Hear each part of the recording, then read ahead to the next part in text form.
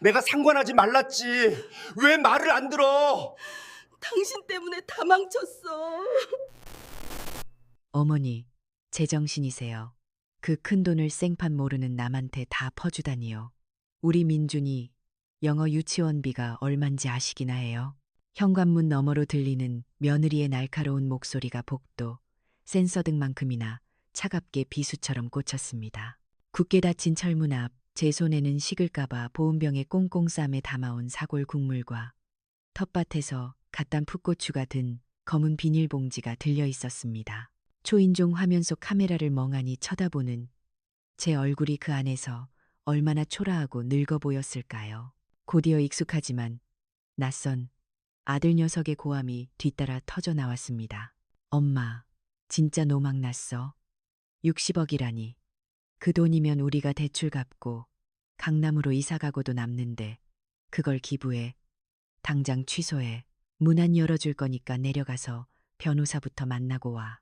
인터폰이 끊기는 소리가 마치 제 인생의 한 챕터가, 아니 제 모성애라는 끈질긴 밧줄이 툭 끊어지는 소리처럼 들렸습니다. 복도의 센서 등이 꺼지며 어둠이 내려앉았습니다.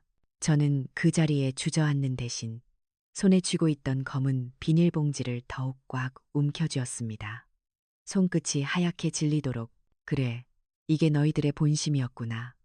돈 냄새를 맡기 전에는 시골에 처박혀 사는 늙은이 취급하더니 이제는 내 돈이 맡겨놓은 내 돈인 줄 아는구나. 저는 엘리베이터 버튼을 눌렀습니다. 숫자가 바뀌는 것을 보며 다짐했습니다.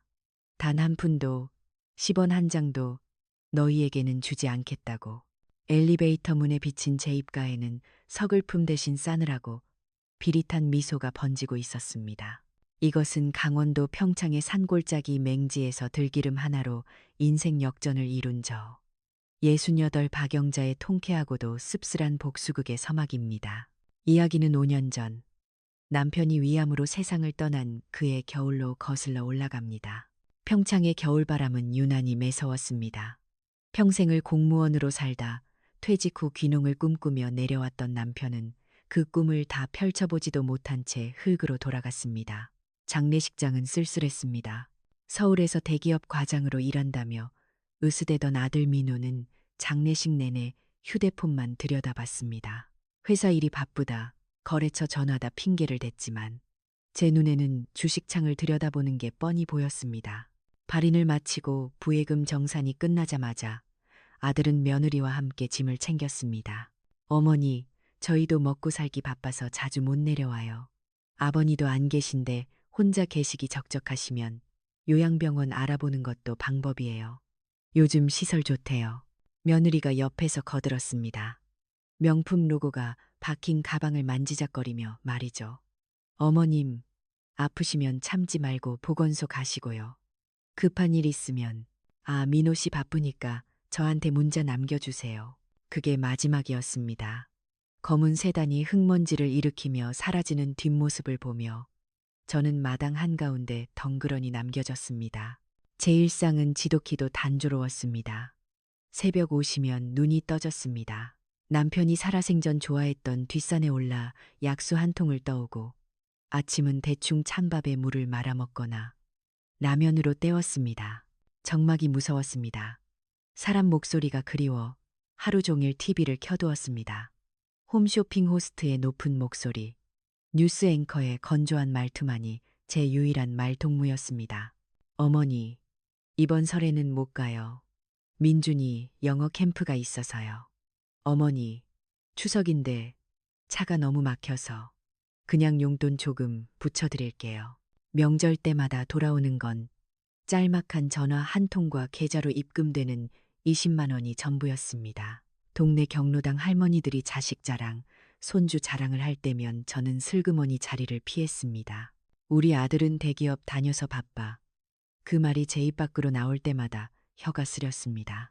바쁜 게 아니라 마음이 없는 거라는 걸 저도 알고 남들도 알았으니까요. 그러던 어느 날이었습니다. 늦은 봄비가 부슬부슬 내리던 오후, 옆집에 살던 최 씨 할머니가 막걸리 한 병을 들고 찾아왔습니다. 박 씨, 집에 있어? 나 좀 봐. 최 씨 할머니는 젖은 옷을 털며 마루에 걸터 앉았습니다. 자네 혹시 윗동네 돌밭 알지? 그 김 영감네 땅 말이야. 알다마다요. 동네 사람들은 그곳을 저주받은 땅이라고 불렀습니다. 산비탈에 위치한 데다 흙보다 자갈이 더 많아 농기계도 들어가지 못하는 3,000평짜리 맹지였습니다. 김영감이 급하게 요양원에 가야 해서 그 땅을 내놨는데 아무도 거들떠보질 않아. 부동산에서도 고개를 절레절레 흔들더구먼. 자네가 좀 사면 어때? 헐값이야, 완전 똥값. 아이고 형님, 그 돌밭을 사서 뭐해요? 풀 한 폭이 제대로 안 자라는 땅인데. 그래도 땅은 배신 안 해. 자네 남편 사망보험금이랑 적금 좀 있지 않나? 그냥 묵혀두느니 땅이라도 사놔. 혹시 알아? 나중에 개발이라도 될지. 그날 밤 저는 잠을 설쳤습니다. 남편이 남겨준 사망보험금과 제 노후 자금을 합치면 그 땅을 사고도 조금 남았습니다. 모두가 말리는 땅이었지만 이상하게 마음이 끌렸습니다. 젊은 시절 남편과 함께 고사리를 꺾으러 다니던 그 산자락과 닮아 있었기 때문일까요? 아니면 흙이라도 만지며 이 지독한 외로움을 달래고 싶었던 걸까요? 혹시나 해서 다음 날 아들에게 전화를 걸었습니다. 그래도 명색이 아들이니 상의는 해야 할 것 같았습니다. 민호야, 밥은 먹었니? 아, 엄마, 지금 회의 들어가야 해요. 용건만 간단히 하세요. 아들의 목소리는 건조하고 빨랐습니다. 저는 침을 꿀꺽 삼키고 조심스레 말을 꺼냈습니다. 다름이 아니라 엄마가 소일거리 삼아 윗동네 밭을 좀 사볼까 하는데. 말이 끝나기도 전에 아들의 짜증 섞인 목소리가 수화기를 뚫고 나왔습니다. 아, 엄마, 제발 좀 가만히 계세요. 그 나이에 무슨 농사예요. 그리고 시골 땅 사봤자 나중에 팔리지도 않아요. 그 똥밭 사서 뭐하게. 재산세만 나가요. 그래도 너무 무료해서. 엄마, 그 돈 있으면 차라리 우리 전세금이나 좀 보태주세요. 이번에 주인 집에서 1억 올려달라고 해서 난리인 거 몰라요. 며느리 지금 대출 이자 때문에 스트레스 받아서 원형 탈모까지 왔다고요. 손주 영어 유치원비도 밀렸는데 엄마는 한가하게 밭 타령이나 하고 계세요. 순간 며느리가 옆에서 거드는 소리가 작게 들려왔습니다. 어머님, 늙어서 고생 사서 하지 마시고 그냥 계세요. 나중에 관절 나갔다고 병원비 달라 하지 마시고요. 저희 지금 진짜 힘들어요. 뚜뚜.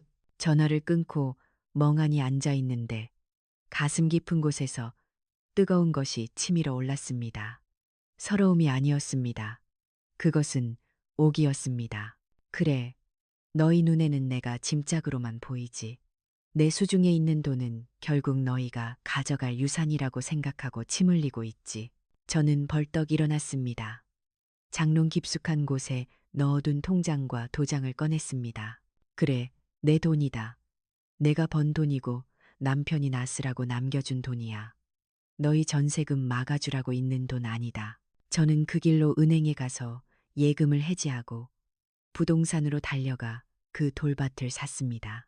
계약서에 도장을 찍는 순간 손이 파르르 떨렸지만 마음만은 태풍이 지나간 뒤처럼 후련했습니다. 하지만 현실은 냉혹했습니다. 동네 사람들 말대로 그곳은 지옥이나 다름없었습니다. 홈이 한번 내리찍으면 챙 하고 돌 부딪히는 소리가 났습니다. 첫 1년은 밭을 고르는 데만 꼬박 바쳤습니다.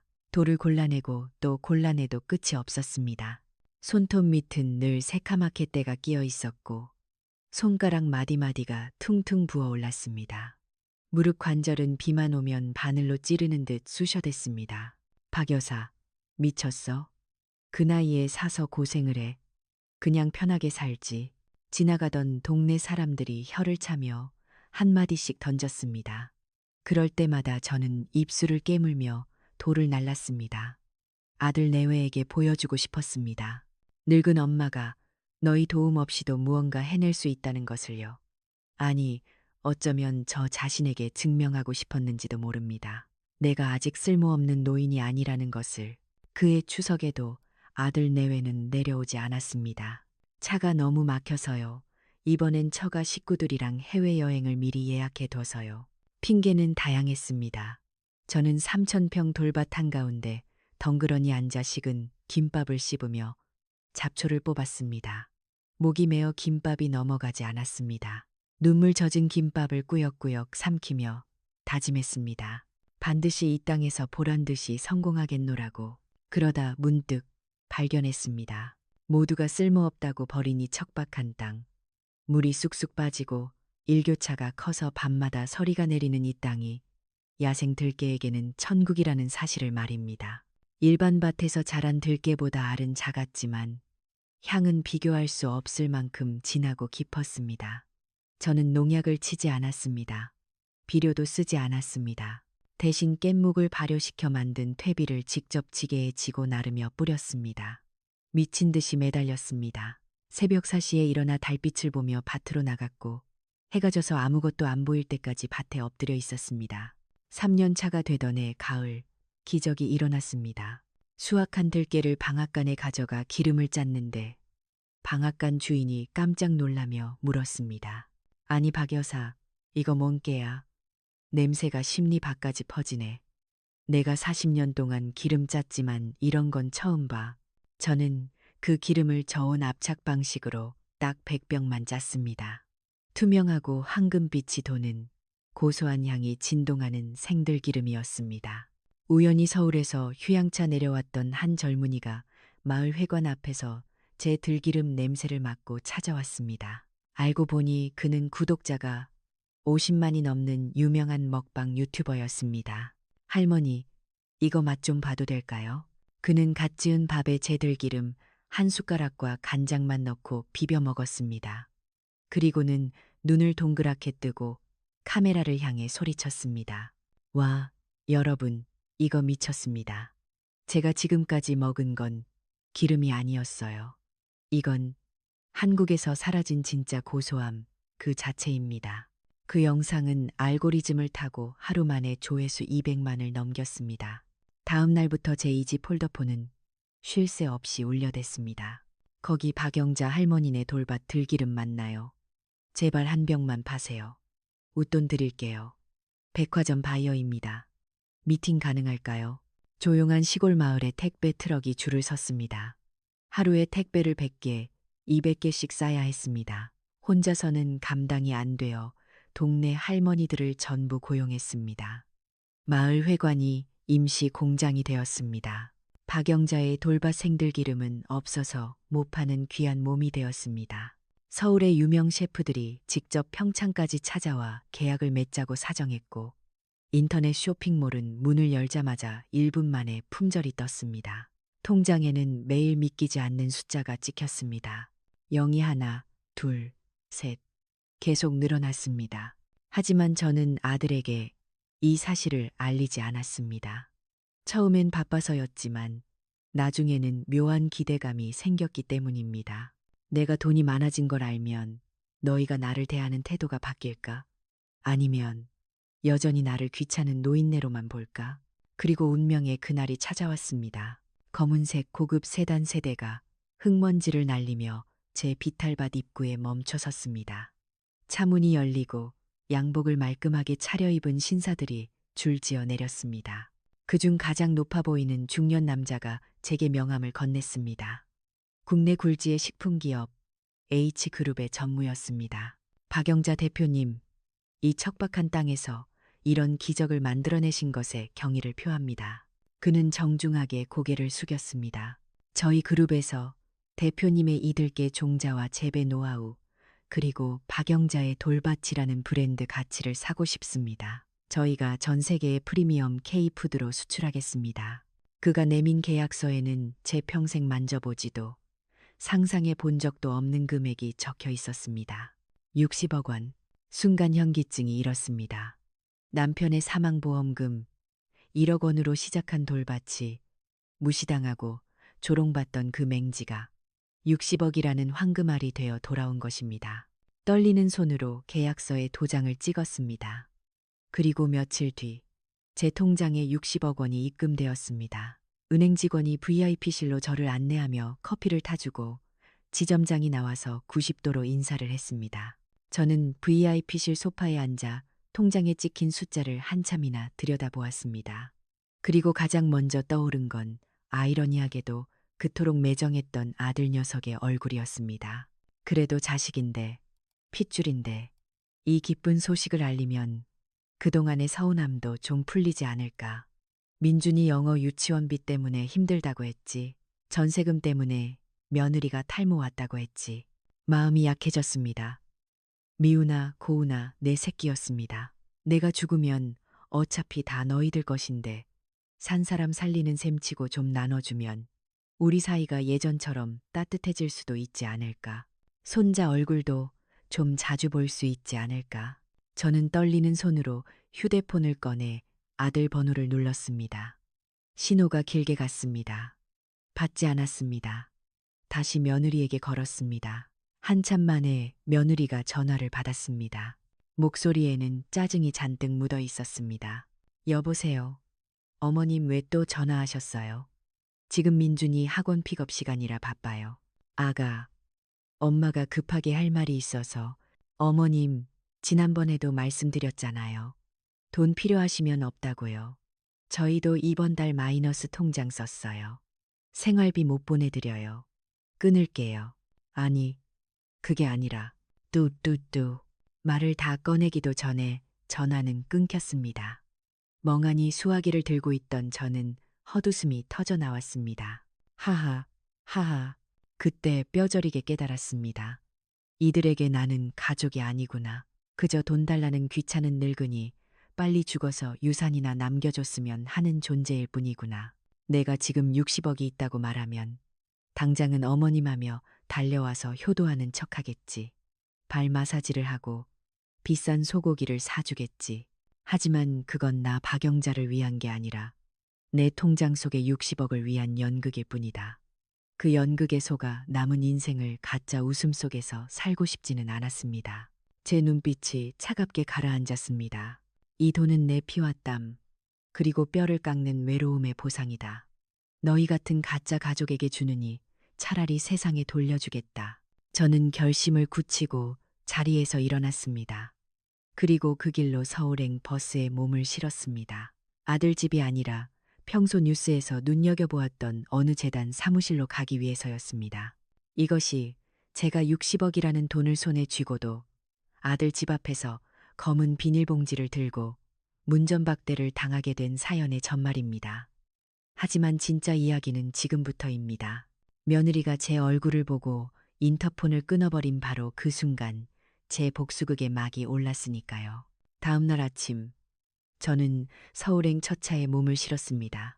아들 녀석에게 거절당한 전화기 너머의 뚜뚜 소리가 밤새 귓가에서 이명처럼 맴돌았습니다. 서울로 가는 버스 안에서 차창 밖 풍경이 빠르게 뒤로 밀려나는 것을 보며 생각했습니다. 내 인생도 이렇게 허무하게 지나가는구나. 하지만 남은 시간만큼은 저 풍경처럼 흘려보내지 않으리라. 서울 강남의 한 빌딩. 독거노인 및 소년소녀 가장지원재단이라는 간판이 보였습니다. 평소 뉴스에서 눈여겨보았던 곳이었습니다.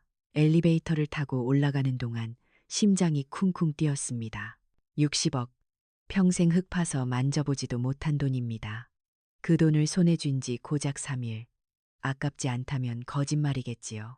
하지만 그 돈을 쥐고 있는 한 저는 아들과 며느리에게 영원히 돈 주머니 취급만 당할 것이 뻔했습니다. 어떻게 오셨습니까? 안내 데스크 직원이 제 허름한 옷차림을 힐끔거리며 물었습니다. 시장에서 산 3만 원짜리 꽃무늬 몸빼 바지에 낡은 운동화, 누가 봐도 기부하러 온 사람처럼 보이지는 않았을 겁니다. 저는 품속에서 꼬깃꼬깃 접힌 신문지 뭉치를 꺼냈습니다. 그 안에는 제 인감도장과 통장이 들어있었습니다. 기부하러 왔습니다. 사무국장님 좀 뵐 수 있을까요? 30분 뒤 사무국장이라는 중년 남성이 사색이 되어 제 앞에 나타났습니다. 제가 내민 통장 잔고를 확인한 직후였습니다. 할머니, 아니, 선생님, 정말 이 금액을 전액 기부하시겠다는 말씀입니까? 50억 원을요? 그는 손을 떨며 물었습니다. 커피잔을 내려놓는 달그락 소리가 유난히 크게 들렸습니다. 네, 조건이 하나 있습니다. 제 이름은 절대 밝히지 말아주세요. 그리고 저는 잠시 숨을 골랐습니다. 나머지 10억은 제 노후 자금으로 남겨둘 겁니다. 기부한 50억은 저처럼 가족이 있어도 버림받은 노인들, 그리고 부모가 있어도 돌봄 받지 못하는 아이들을 위해 써주세요. 기부 약정서에 도장을 찍는 순간 묘한 기분이 들었습니다.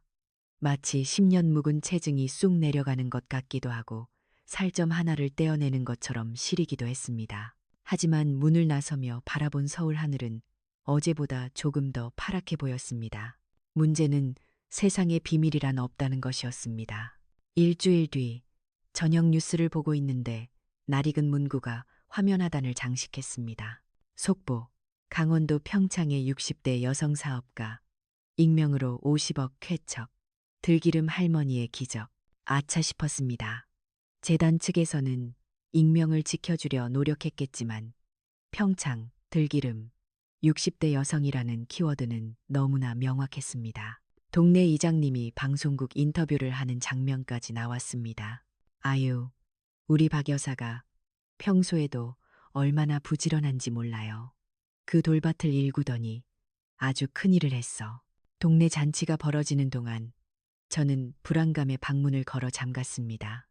올 것이 오고야 말았다는 예감 때문이었습니다. 그리고 그 예감은 틀리지 않았습니다. 저녁 8시 전화벨이 울렸습니다. 아들 민호였습니다. 평소라면 절대 전화하지 않을 시간이었습니다. 벨소리가 마치 공습경보 사이렌처럼 날카롭게 고막을 때렸습니다. 심호흡을 하고 통화 버튼을 눌렀습니다. 여보세요. 엄마, 뉴스 봤어요. 지금 나오는 거 엄마 맞죠? 평창 들기름 할머니가 엄마 맞냐고요.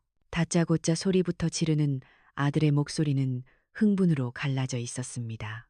안부 따위는 없었습니다. 오직 사실 확인만이 중요했습니다. 그래, 맞다.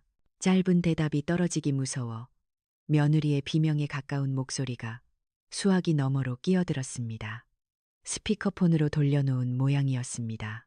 어머님, 세상에 어쩜 저희한테 한마디 상의도 없이 그러실 수가 있어요. 50억이요. 5천만 원도 아니고 50억을요. 제정신이세요? 내 돈이다. 내 돈 내가 쓰는데 너희 허락을 왜 받아야 하니? 최대한 담담하게 말하려 했지만 목소리가 가늘게 떨렸습니다. 며느리의 숨 넘어가는 소리가 들렸습니다. 어머님 돈이라니요.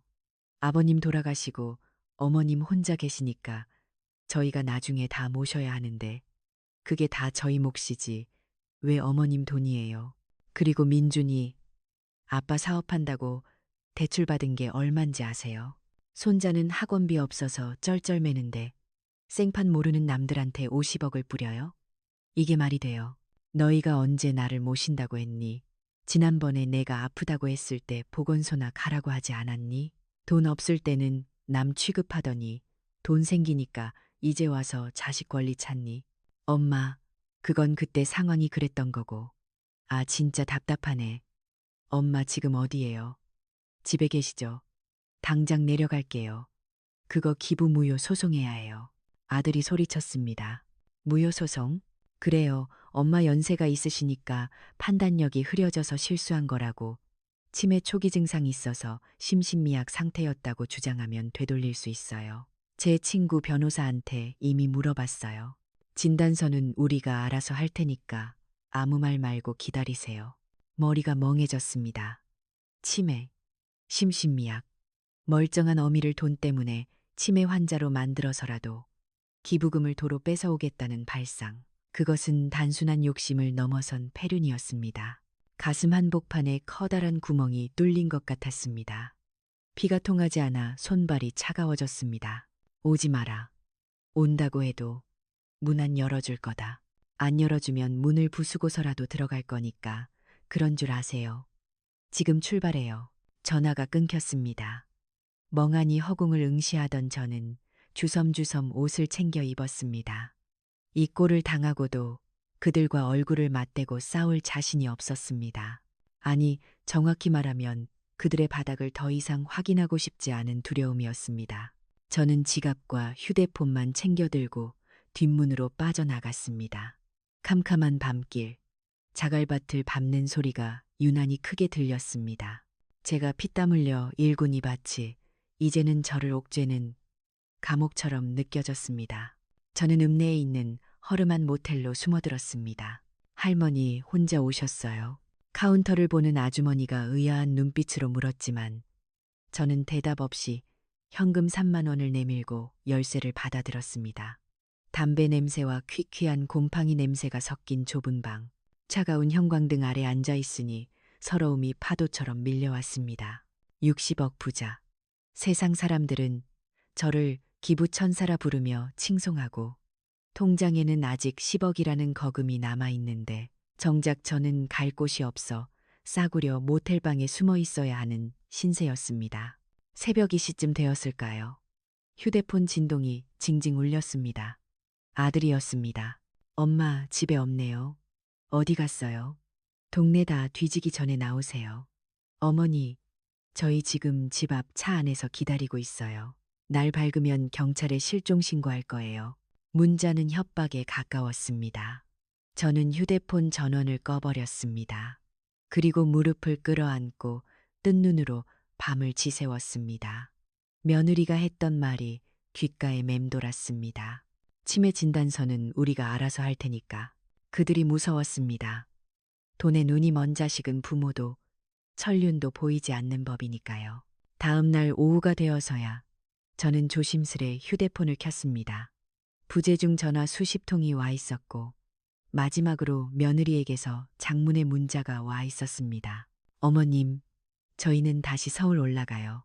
어제는 너무 놀라고 속상해서 제가 말이 심했어요.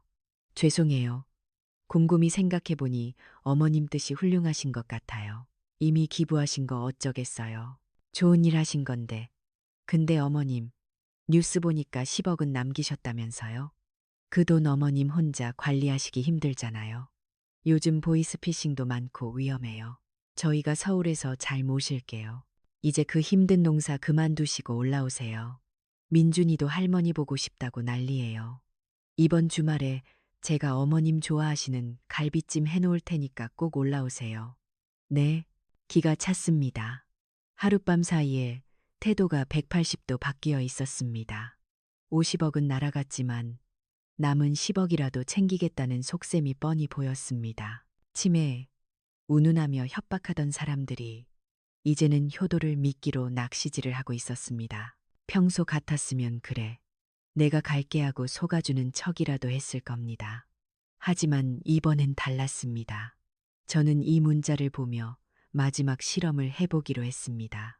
정말 너희가 나를 가족으로 생각하는지 아니면 끝까지 나를 돈주머니로만 보는지 내 눈으로 직접 확인해야겠다. 저는 짐을 챙겨 모텔을 나섰습니다.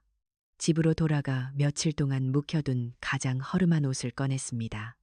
무릎이 다 늘어난 몸빼 바지, 소매 끝이 해진 낡은 패딩 점퍼, 거울 속에 비친 저는 영락없는 시골 노인네였습니다. 부엌으로 가서 사골 국물을 끓였습니다.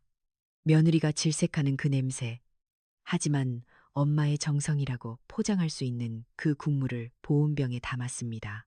그리고 텃밭에 나가 끝물인 풋고추를 따서 검은 비닐봉지에 아무렇게나 담았습니다. 이게 내 마지막 잡이다. 저는 서울행 버스표를 끊었습니다. 지갑 속에 든 현금 5만 원과 버스카드 한 장. 그것이 제가 가진 전부인 것처럼 연기해야 했습니다. 남은 10억이 든 통장은 평창농협, 금고 깊숙한 곳에 넣어두고 왔습니다. 서울 강남의 아들 아파트 앞에 도착했을 때는 이미 해가 뉘엿뉘엿 지고 있었습니다. 고층 아파트의 위압적인 그림자가 저를 덮쳤습니다. 비밀번호를 몰라 경비실을 호출하려다 그냥 공동현관 인터폰을 눌렀습니다. 뚜루르, 뚜루르, 누구세요? 며느리의 목소리였습니다. 아가, 나다. 엄마야, 어머, 어머님, 연락도 없이 갑자기 웬일이세요? 목소리에 당황한 기색이 역력했습니다. 하지만 아직까지는 화를 내지 않았습니다. 아마 제 손에 든 것이 10억이 든 통장일 것이라 기대했겠지요. 내가 몸이 좀 안 좋아서 서울 큰 병원 검진차 왔다. 하룻밤만 재워다오. 아, 검진이요. 그럼 일단 들어오세요. 공동현관 문이 열렸습니다. 저는 엘리베이터를 타고 15층으로 올라갔습니다. 심장이 터질 듯 뛰었습니다. 이것이 내 자식들과의 마지막 만남이 될지도 모른다는 예감이 들었습니다. 초인종을 눌렀습니다. 잠시 후 인터폰 화면이 켜지고 며느리의 얼굴이 나타났습니다. 며느리는 문을 바로 열어주지 않고 인터폰으로 물었습니다. 어머님, 근데 손에 든 건 뭐예요? 이거 사골 좀 고아왔다. 너희 먹이려고. 사골이요.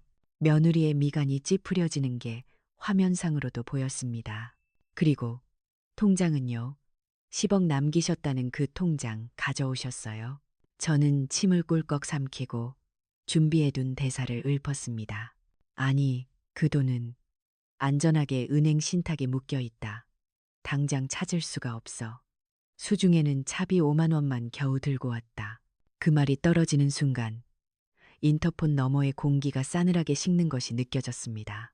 1초, 2초, 3초, 침묵이 흘렀습니다. 그리고 며느리의 목소리가 표변했습니다.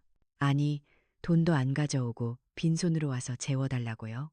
저희 오늘 손님 오기로 했어요. 방 없어요. 그래도 엄마가 멀리서 왔는데 물 한 잔은. 진짜 눈치 없게 왜 이러세요? 50억이나 남한테 퍼준 주제에 무슨 염치로 여길 와요. 돈 없으면 그 잘난 자선 단체 가서 재워달라고 하세요. 뒤이어 아들의 목소리가 들렸습니다. 엄마, 진짜 노망났어. 문 안 열어줄 거니까 돌아가.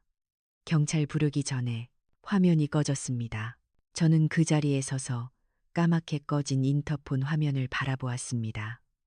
제 얼굴이 비쳤습니다. 슬퍼 보이지 않았습니다. 오히려 후련해 보였습니다. 마치 추출대로 티가 터져버린 상처를 드디어 도려낸 사람처럼. 그래, 잘 알았다. 이것으로 끝이다. 저는 손에 들고 있던 검은 비닐봉지를 바닥에 내려놓지 않았습니다.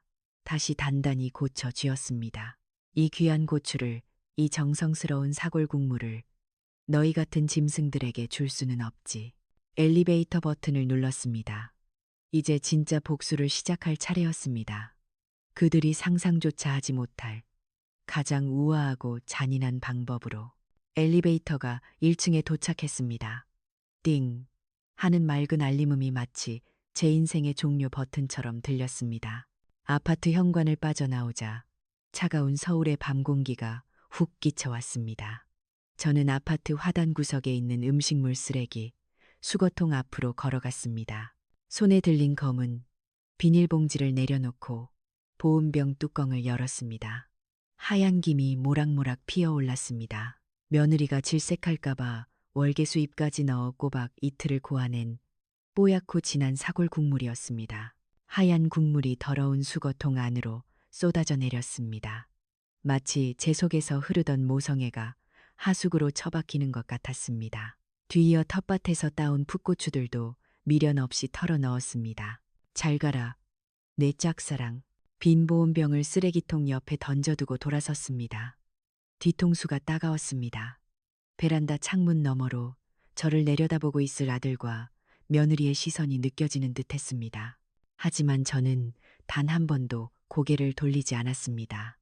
뒤를 돌아보는 순간 제가 소금 기둥이 되어버릴 것만 같았기 때문입니다. 강남대로의 화려한 네온사인이 눈을 찔렀습니다. 갈 곳이 없었습니다. 주머니에는 5만 원짜리 지폐 한 장과 교통카드가 전부였습니다. 하지만 이상하게도 마음은 깃털처럼 가벼웠습니다. 저는 근처 24시간 카페로 들어갔습니다. 구석 자리에 앉아 식어빠진 아메리카노를 한 모금 마시며 밤을 지새웠습니다. 휴대폰 전원은 켜지 않았습니다. 켜는 순간 쏟아질 저주와 악다구니를 감당할 자신이 없어서가 아니었습니다.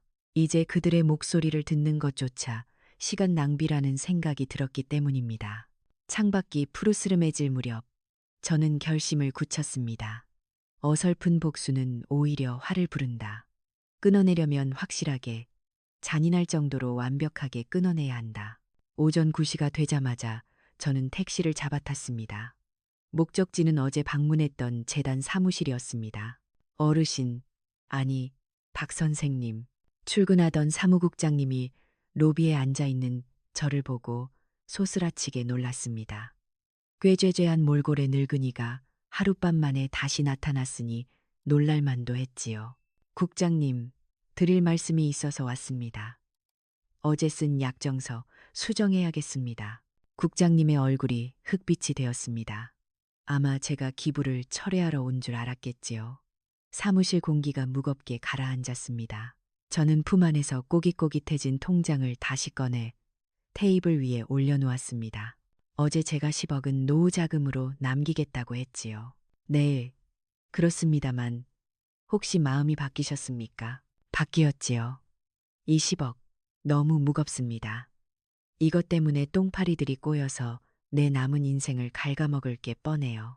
저는 국장님의 눈을 똑바로 쳐다보며 말했습니다. 9억 더 기부하겠습니다. 네, 9억을요? 네, 나머지 9억도 몽땅 가져가세요. 대신 조건이 있습니다. 국장님은 입을 다물지 못했습니다. 총 59억. 제 전 재산의 99%를 내놓는 셈이었습니다. 조건이 뭡니까? 말씀만 하십시오. 무엇이든 들어드리겠습니다. 2가지입니다. 첫째, 제가 죽을 때까지 의식주 걱정 없이 살 수 있는 곳을 마련해 주세요. 화려할 필요 없습니다. 그저 조용하고 깨끗하면 됩니다. 그리고 둘째, 저는 잠시 말을 멈추고 마른 입술을 축였습니다. 제 가족들이, 특히 제 아들 내외가 제가 어디 있는지, 살았는지 죽었는지조차 모르게 해주세요. 그들이 변호사를 사든 탐정을 고용하든 절대 저를 찾지 못하게 철저히 막아주세요.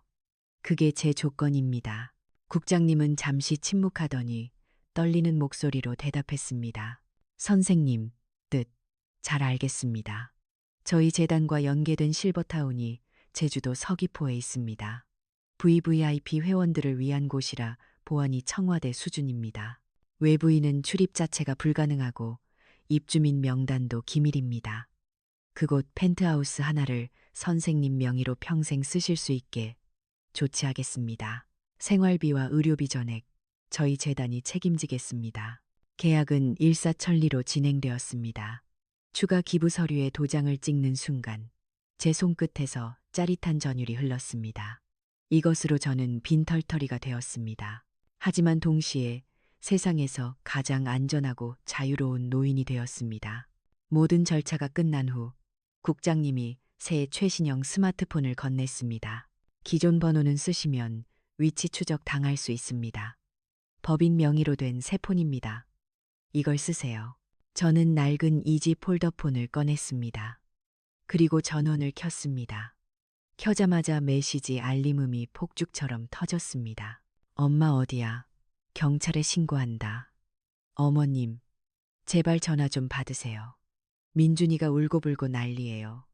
당장 안 들어와. 10억 들고 어디로 튀었어.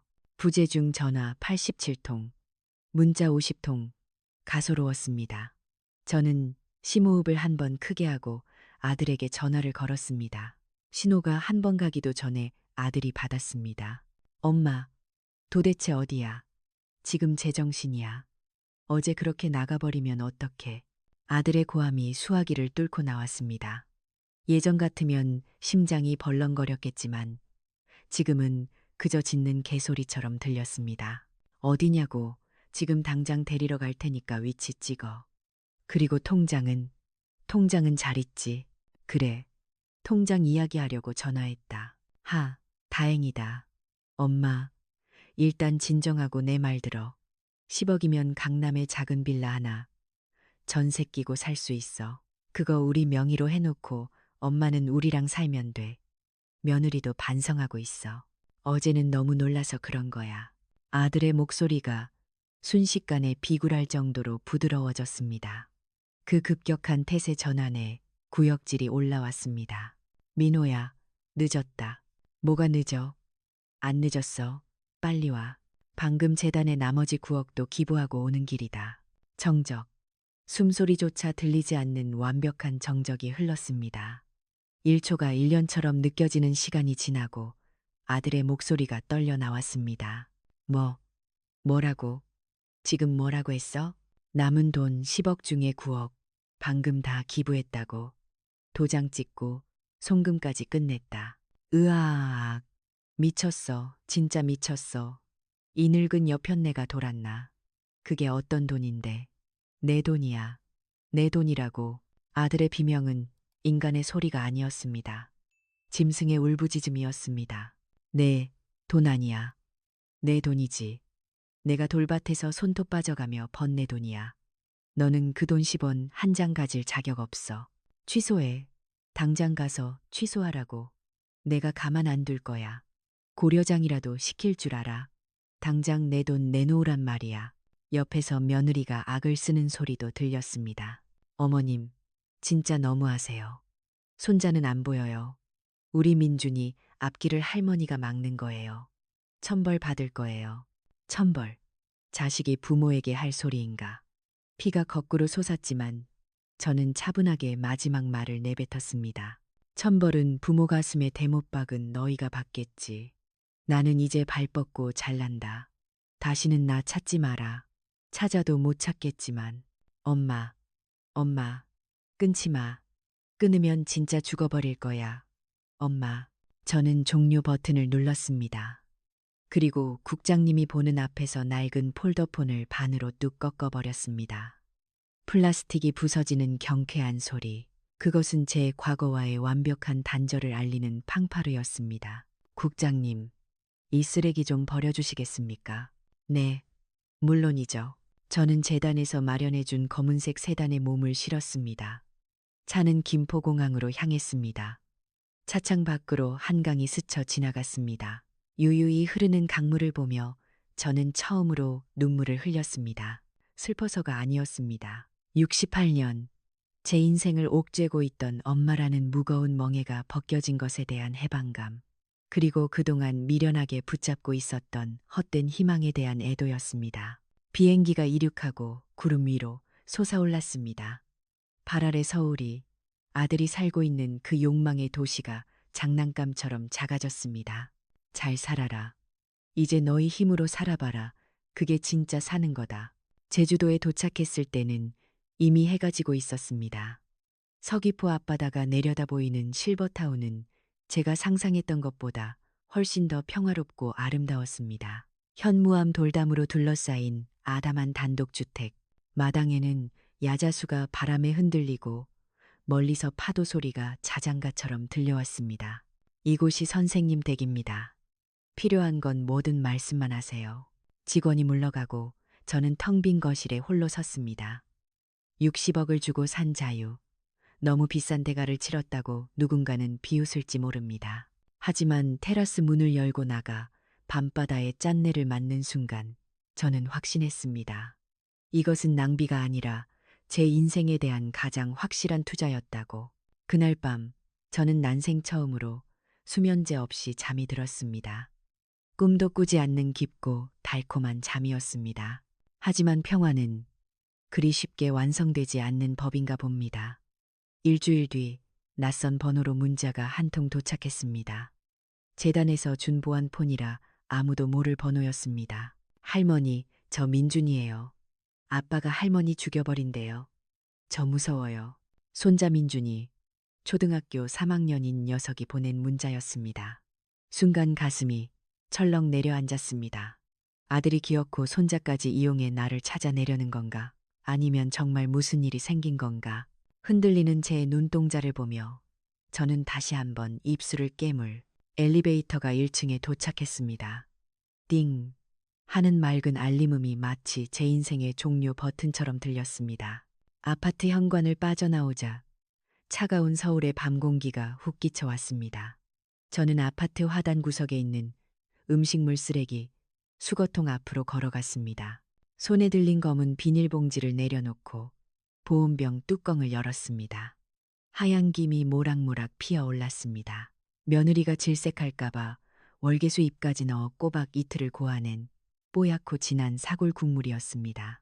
하얀 국물이 더러운 수거통 안으로 쏟아져 내렸습니다. 마치 제 속에서 흐르던 모성애가 하수구로 처박히는 것 같았습니다. 뒤이어 텃밭에서 따온 풋고추들도 미련 없이 털어 넣었습니다.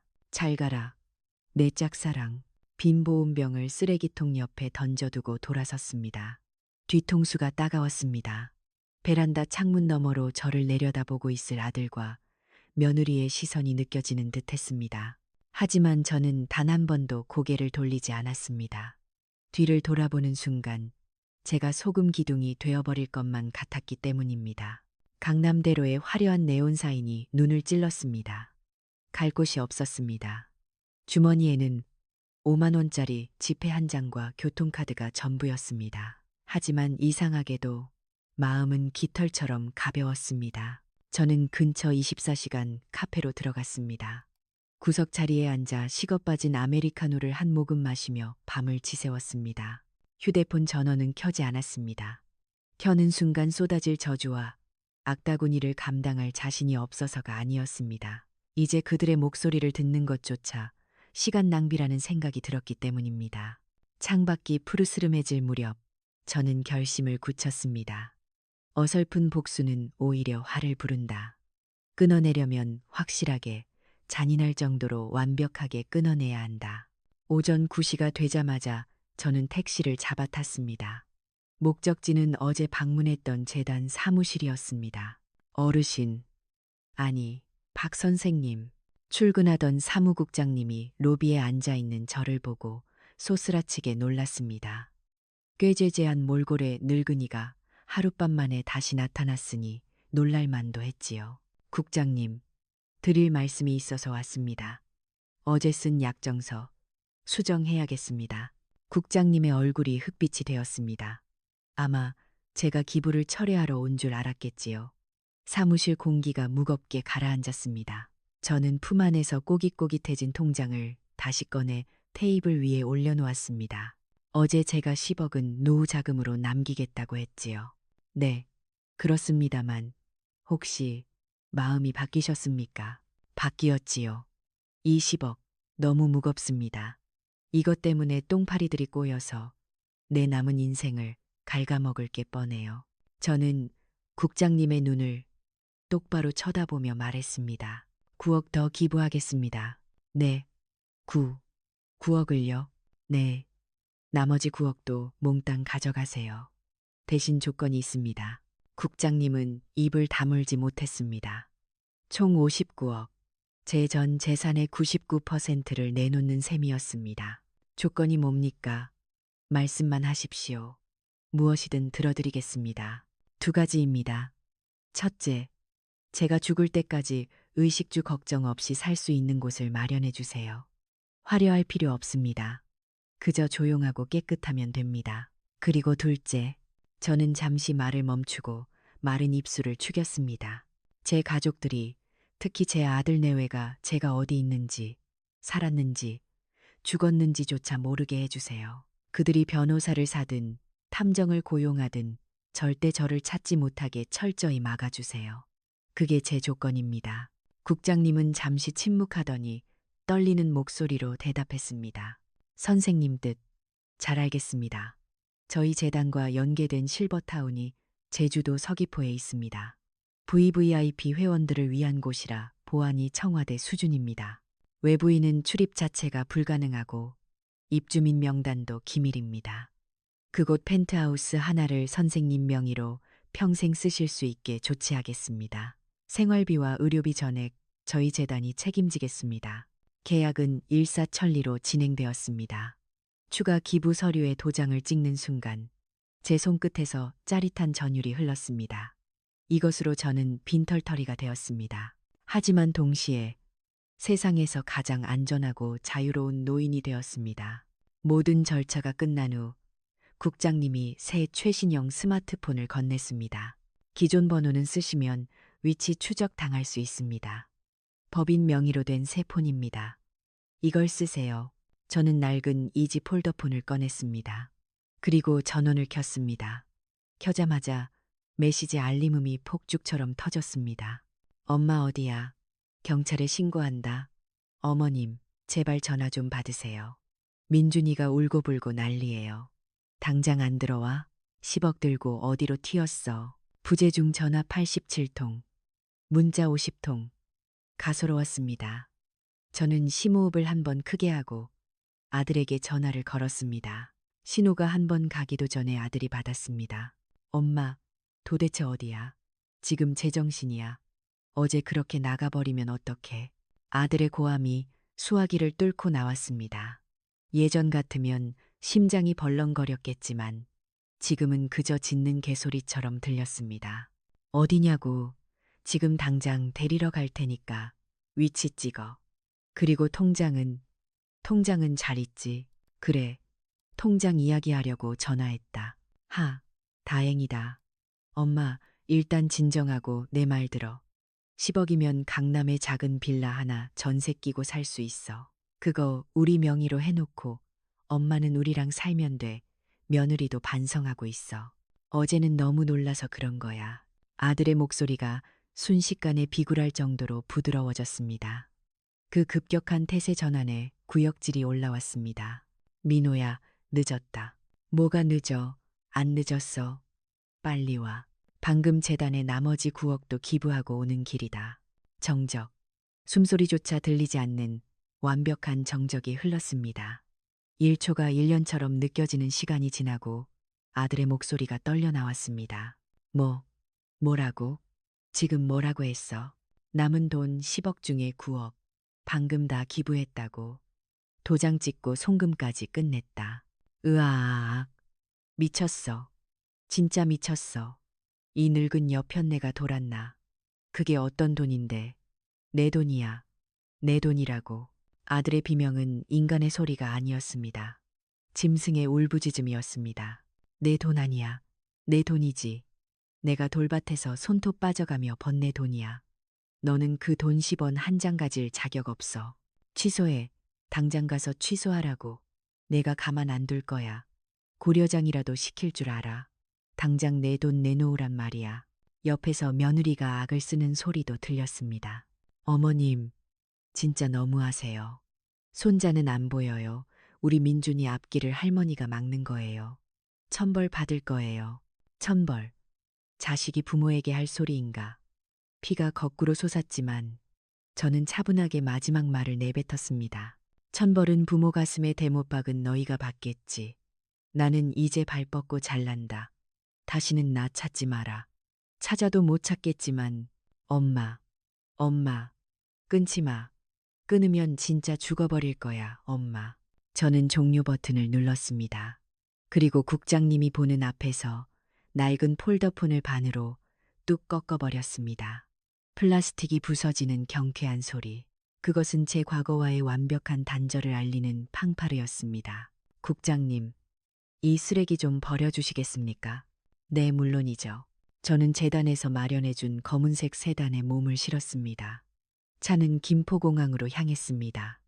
차창 밖으로 한강이 스쳐 지나갔습니다.